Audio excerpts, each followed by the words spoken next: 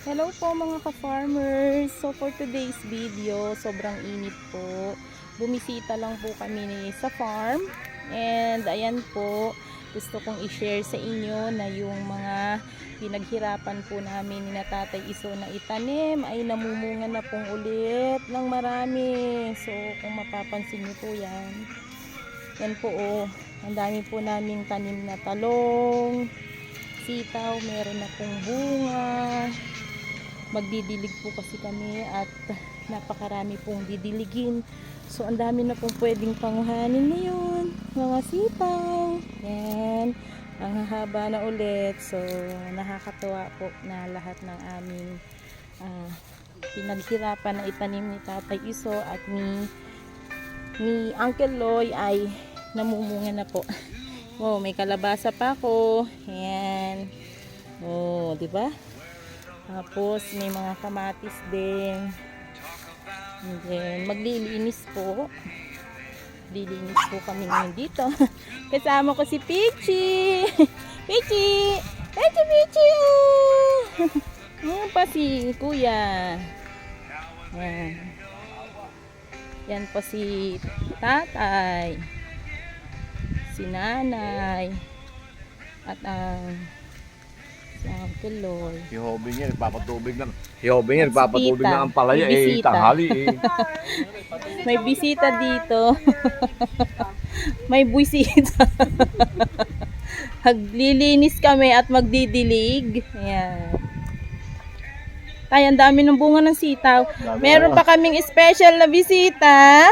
Ang pangalan po ay si Pichi. Ang pangalan po si Pichi. Ayan, kasama si Pichi.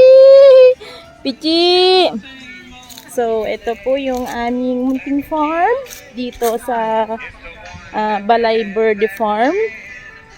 Tour ko po kayo kung gaano karami ang aming pananim. Ayan. So, yan po nakikita nyo na mga yan. Lahat po ng nasa paso, yan po ay talong. Tapos, lahat din po ng mga nasa sako, talong din po yan. And, ayan po, kung makikita nyo po, ang aming mga kalabasa, upo, so hanggang dulo po yan.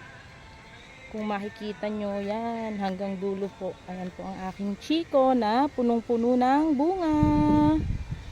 Ayan. So magdidilig po kami kasi 2 days na pong hindi nakadilig, nalalanta po sa sobrang init. Ayan. Malapit na rin umakyat sa aming balag ang lahat po ng mga tanim namin. So nakaka-relax po talaga dito. Sarap po dito talaga sa farm. Ayan, napaka-sarap po ng hangin. Ayan, so kung makikita niyo po, ang daming tanim. Ayun si Tatay Iso. So nag-i-inspect ng mga tanim niya na sitaw. So yan po muna for today. Gusto ko lang pong i-share sa inyo kung gaano kasarap po ang merong tanim. Tulad po ng mga yan, mga talong, sobrang dami po yan. Hanggang doon po yan, no, kung nakikita nyo po. So, punong-puno po ng tanim dito sa Balay Bird Farm.